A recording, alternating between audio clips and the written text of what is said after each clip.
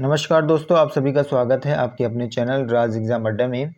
आज की क्लास हमारी उत्तराखंड की क्लास होने वाली है और उत्तराखंड के महत्वपूर्ण प्रश्नों को आज की क्लास में शामिल किया गया है।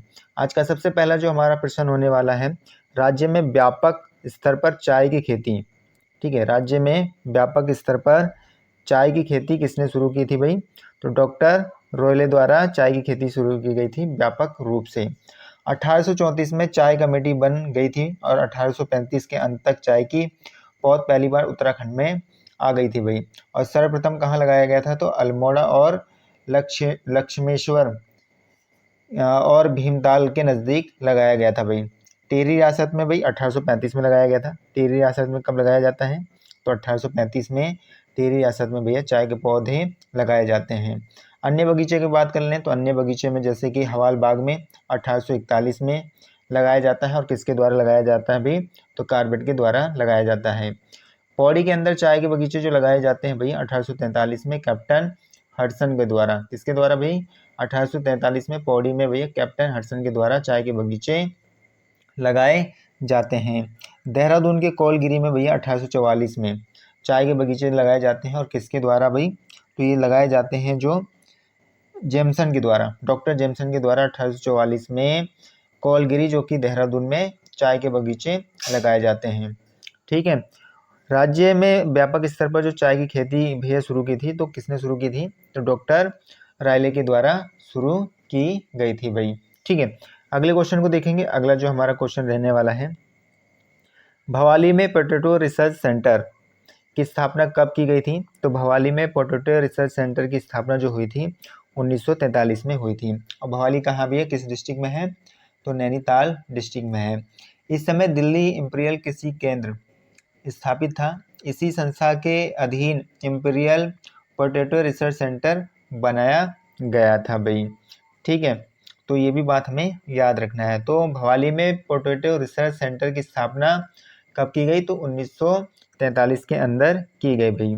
अगले क्वेश्चन को देखेंगे। अगला क्वेश्चन हमारा जो रहने वाला है, बोसी सेन के द्वारा 1924 में विवेकानंद कृषि अनुसंधान संस्थान की स्थापना किस स्थान पर की गई थी? तो कोलकाता के अंदर की गई थी। कहाँ की गई थी भाई? तो कोलकाता के अंदर की गई थी। किसके द्वारा की गई? तो बोसी सेन के द्वारा की गई। कब की गई भाई? तो 1924 में की गई। विवेकानंद कृषि अनुसंधान संस्थान की स्थापना भैया। और कहाँ पर? कोलकाता के अंदर। अल्मोड़ा में इसको लाया गया कब? अल्मोड़ा में इसको लाया गया 1936 में। कब लाया जाता भाई? तो 1936 में लाया जाता है। इसका मुख्य उद्देश्य था कि पर्वतीयों सब्जियों में शोध करके बढ़ावा देना था भाई। ठीक है, पर्वतीयों में भैया क्या करना है? सब्जी के विषय में जागरूकता करना है और उसमें रिसर्च करना है और उसको क्या करना भी? बढ़ावा देना है भाई। तो ये बात हमें याद रखना है इस प्रश्न से। अगले क्वेश्चन की ओर चलेंगे। अगला जो क्वेश्चन होने वाला है, 1824 में किसने उत्तराखंड में चाय की खेती करने का सुझाव दिया था? तो 1824 में यह उत्तराखंड में चाय की खेती करने का सुझाव जो दिया था बिशप हेबर ने दिया था। किसने दिया था भाई? तो बिशप हेबर के द्वारा दिया गया था। और कब दिया गया था? तो 1824 में दिया गया था भाई। 1827 में एक और अंग्रेज अधिकारी को यहाँ पर भेजा जाता है भाई, जिसका नाम था क्या भाई? डॉक्टर रायले।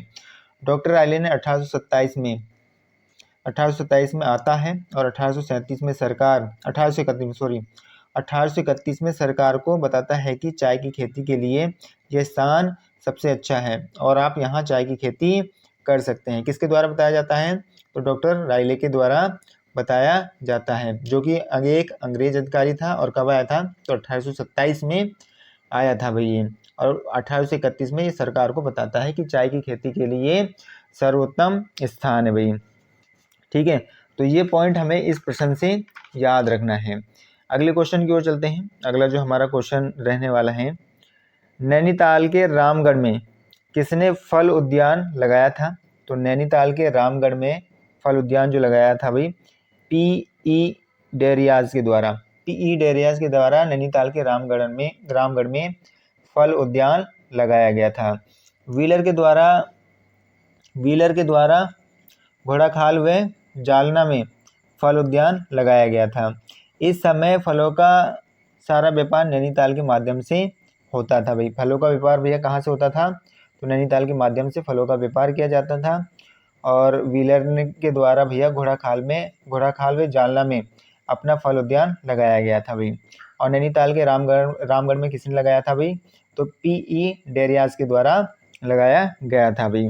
अगले क्वेश्चन की ओर चलते हैं। अगला जो क्वेश्चन हमारा रहने वाला है, कुमायूं में केसर की खेती को बढ़ावा देने के लिए किस देश से केसर के बीज मंगवाए गए थे, तो नीदरलैंड से मंगवाए गए थे भाई। कुमायूं में खेती के बढ़ावा देने के लिए जो केसर के बीज मंगवाए गए थे, कहाँ से मंगाए गए थे भाई, तो नीदरलैंड से मंगाए गए थे भाई। नीदरलैंड को पहले हॉलैंड के नाम से भी जानते थे। ठीक है, नीदरलैंड को पहले किस नाम से जानते थे, तो हॉलैंड के नाम से जानते थे। और जगह जगह नैनीताल व जोलीकोट में भैया क्या करे गए, तो ये जो क्या कहते हैं केसर की खेती करे गए भाई। चाय की फसल के पौधे कहाँ से लाए गए, तो चीन से लाए गए थे। जैतून के पौधे फ्रांस से लाए गए थे। और अंगूर किस्म के पौधे कहाँ से लाए गए थे भाई, तो इटली से मंगाए गए थे भाई। तो ये बातें भी हमें इस क्वेश्चन से याद रखना है। अगले क्वेश्चन की ओर चलते हैं। अगला जो हमारा क्वेश्चन होने वाला है, आलू की सबसे लोकप्रिय प्रजाति लॉन्ग कीपर को कुमायूं में लाने का श्रेय किसे दिया जाता है, तो नॉर्मन गिल को दिया जाता है। किनको दिया जाता है भाई, तो नॉर्मन गिल को दिया जाता है। आलू की सबसे लोकप्रिय प्रजाति लॉन्ग कीपर को कुमायूं में लाने का श्रेय। ये कुमायूं गवर्नर गार्डन के प्रमुख थे भैया, कौन, नॉर्मन गिल। और गार्डन का कार्यकाल की बात करें तो 1909 की बात है भैया। कब की बात है ये, 1909 की बात है। अगले क्वेश्चन की ओर चलते हैं। अगला जो क्वेश्चन हमारा होने वाला है, उत्तरकाशी के हरसिल में बागवानी फसलों की कृषि किसने प्रारंभ की थी, तो उत्तरकाशी के हरसिल में बागवानी फसलों की जो शुरुआत करते हैं फ्रेडरिक विल्सन के द्वारा की जाती है। किन के द्वारा की जाती है, तो फ्रेडरिक विल्सन के द्वारा की जाती है। उत्तराखंड में बागवानी को व्यापारिक तौर पर विकसित करने का जो श्रेय जाता है वह अंग्रेज को जाता है। अंग्रेजों के द्वारा यहाँ पर बागवानी कृषि फसलें करी गई, जिसमें जो सबसे प्रमुख था वह सेब था भाई।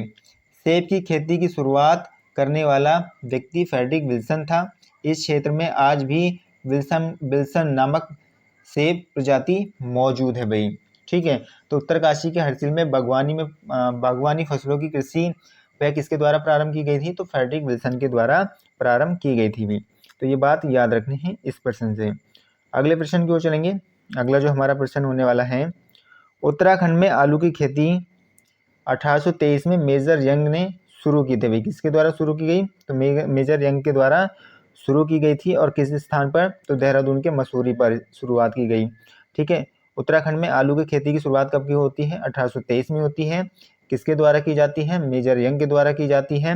कहाँ पर की जाती है, देहरादून के मसूरी के अंदर की जाती है भाई। ठीक है, कहाँ भाई, देहरादून के मसूरी के अंदर की जाती है। अगले क्वेश्चन को देखेंगे। अगला जो हमारा क्वेश्चन होने वाला है, सर्वप्रथम विदेशी आलू को नैनीताल के आसपास किसने रोपित किया था, तो सबसे पहले विदेशी आलू को नैनीताल के आसपास में हैरी बर्जर के द्वारा क्या करा गया था भाई, रोपित किया गया था। और कब, 1864 में। कब किया गया था भाई, 1864 के अंदर किया गया था भाई। अगले क्वेश्चन की ओर चलते हैं। अगला क्वेश्चन जो हमारे होने वाला है, अल्मोड़ा स्थित चौबटिया उद्यान के पहले सुपरिटेंडेंट कौन थे भाई, तो अल्मोड़ा स्थित चौबटिया उद्यान के पहले सुपरिटेंडेंट जो थे भाई डब्ल्यू क्रो थे भाई। कौन थे भाई, डब्ल्यू क्रो थे भाई।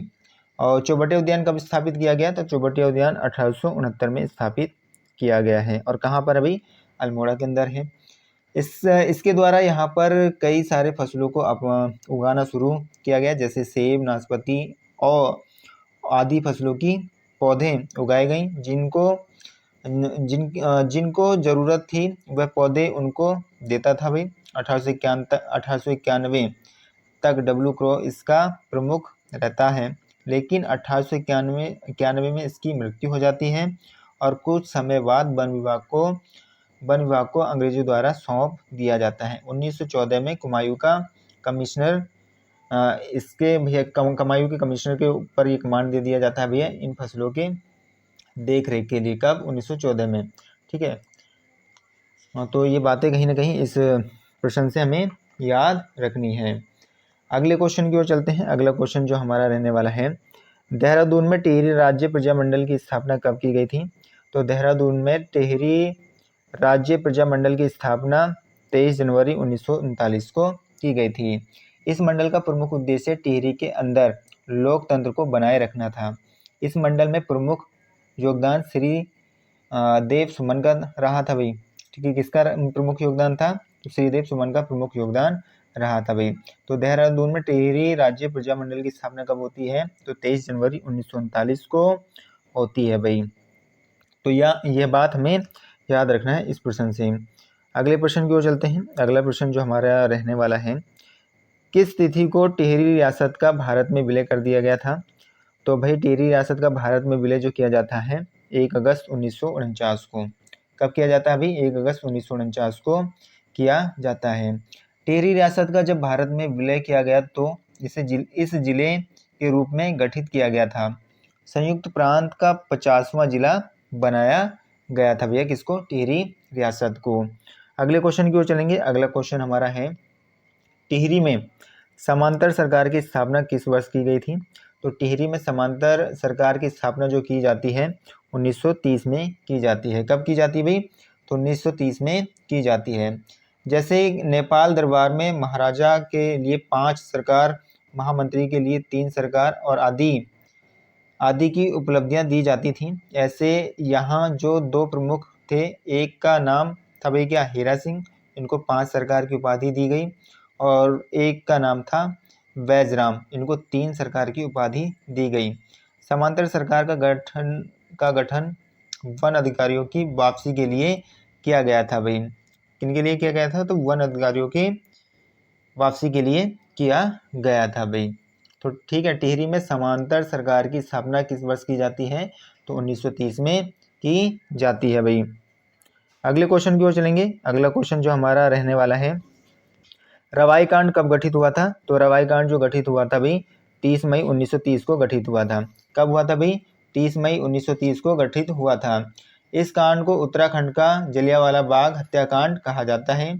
देखिए यहाँ पर हुआ था क्या, 20 तारीख को आज़ाद पंचायत के पास अधिकारी गए, जिसमें एसडीएम सुरेंद्र दत्त शर्मा शामिल था, जो वन अधिकारी था, परमादत्त रतूड़ी वह शामिल था भाई, थोकदार रणजीत सिंह शामिल था। ग्रामीणों से बात करने गए, बात नहीं बनी तो एसडीएम तथा सुरेंद्र दत्त शर्मा उसने भीड़ पर गोली चलवा दी, जिसमें एक व्यक्ति थे धूम सिंह, वह वहां पर शहीद हुए, एक व्यक्ति और वहां पर मारे गए, भीड़ की तरफ से भी गोली चलाई गई। सुरेंद्र दत्त जो एसडीएम था वह घायल हुआ।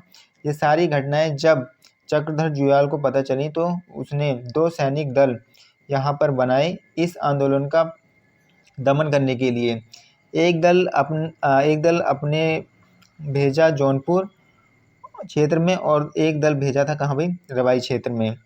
जौनपुर दल का नेतृत्व जो कर रहे थे भाई, कौन कर रहे थे? उमादत्त डंगवाल कर रहे थे, और रवाई दल का जो नेतृत्व कर रहे थे भोला दत्त। ठीक है, दोनों इस समय टिहरी डिप्टी कलेक्टर के पद पर तैनात थे। इसके बाद तारीख आती है 30 मई 1930 को। चक्रधर जुयाल लगभग 150 सेना लेकर तिलाड़ी नामक स्थान पर पहुंचा, और अन्य दल भी यहां पर पहुंचे और ग्रामीणों को 3 तरफ से घेर लिया। चौथी तरफ से यमुना नदी बह रही थी। चक्रधर जुयाल के द्वारा गोली चलाने का आदेश दिया गया और कई सारे लोग नदी में कूद गए और बह गए। कई सारे लोगों को गोली मार दी गई और कुछ को गिरफ्तार कर लिया गया और इनको सेना के कैंप में ले जाकर मार दिया गया। इसी घटना को रवाई कांड के नाम से जाना जाता है भाई। तो कहीं न कहीं रवाई जो कांड हुआ था, तो कुछ ये कारण थे जिसकी वजह से रवाई कांड हुआ था भाई। अगले क्वेश्चन की ओर चलेंगे। अगला जो हमारा क्वेश्चन होने वाला है, टिहरी रियासत के वन अधिकारी पद्मादत्त रतूड़ी, टिहरी रियासत के वन अधिकारी पद्मादत्त रतूड़ी को प्रशिक्षण के लिए किस देश भेजा गया था? तो इनको फ्रांस भेजा गया था भाई। इस समय नरेंद्र दत्त का काल था। इसके शासन काल में पद्मादत्त रतूड़ी को फ्रांस भेजा गया। जब ये फ्रांस से वापस आया तो इसने वनों पर नए नए नियम लगाने शुरू कर दिए और वनों की नपाई करानी शुरू कर दी थी। जिससे गांवों की भूमि भी वनों के अधीन आ गई। यहीं से रवाई कांड घटना की शुरुआत होती है। 1927-28 के दौरान नई वन व्यवस्था इसके द्वारा लाई गई और काफ़ी सारी ग्रामीणों की ज़मीन जिन पर यह अपना अधिकार समझने लगा था और उनको छीन लिया गया था भाई। तो टिहरी रियासत के वन अधिकारी पद्मादत्त रतूड़ी को भैया प्रशिक्षण के लिए किस देश भेजा गया? तो फ्रांस भेजा गया था। अगले क्वेश्चन की ओर चलते हैं। अगला जो हमारा क्वेश्चन होने वाला है, टिहरी में आज़ाद पंचायत का गठन किसके नेतृत्व में किया गया था? तो टिहरी में आज़ाद पंचायत का गठन दयाराम रवाल्टा के नेतृत्व में किया गया था। इस दौरान एक घटना और घटी जिसका कारण यहाँ के लोग में असंतोष बढ़ गया। 1930 में नरेंद्र नगर में अस्पताल की नींव रखनी जानी थी और उस अस्पताल की जो नींव रखी गई थी संयुक्त प्रांत का गवर्नर था उस समय मैल्कम हेली जिसका नाम था, उसने उस अस्पताल की नींव रखी थी। वहाँ पर राजा के मेहमान आने वाले हैं। पूरे क्षेत्र की जनता को ये आदेश दिया गया, आप सभी नरेंद्रनगर पहुँचें। दिसंबर 1930 का महीना था। इस समय बहुत अधिक ठंड थी। रवाई के लोग इस ठंड में मारे जाते, जिससे असंतोष और अधिक बढ़ जाता है और आंदोलन का रूप ले लेता है भाई। दयाराम रवाल्टा के द्वारा समिति का गठन किया जाता है भाई। तो टिहरी में आज़ाद पंचायत का गठन किसके नेतृत्व में किया जाता है? तो दयाराम रवाल्टा के द्वारा किया जाता है। और कहाँ पर किया जाता है भाई? टिहरी के अंदर किया जाता है। आशा करूँगा कि आप सभी को आज की क्लास अच्छी लगी होगी। अगर आपको क्लास अच्छी लगी है तो लाइक, शेयर एंड सब्सक्राइब करना ना भूलें। Thank you.